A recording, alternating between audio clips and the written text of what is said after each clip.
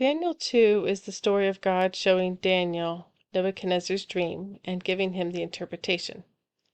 Man could have come up with some kind of interpretation, accurate or not, but no man could have known the king's dream. If the dream was from God, then God alone would be able to tell it to another.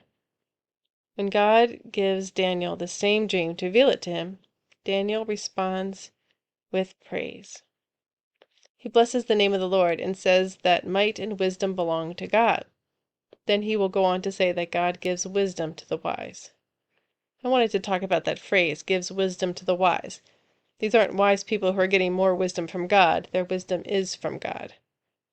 1 Corinthians 1:30 says, "But of him you are in Christ Jesus, who became for us wisdom." So he became for us wisdom from God and righteousness and sanctification and redemption. Jesus became our wisdom.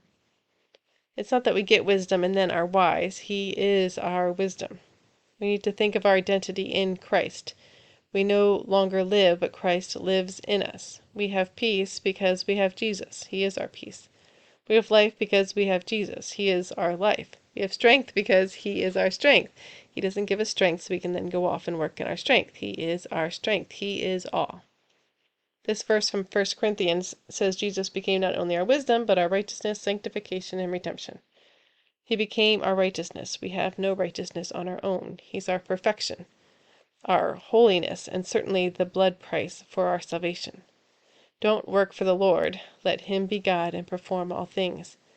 After we are told how God has become to us all those things, we are reminded in the next verse that, as it is written, "He who glories, let him glory in the Lord." He is our boast.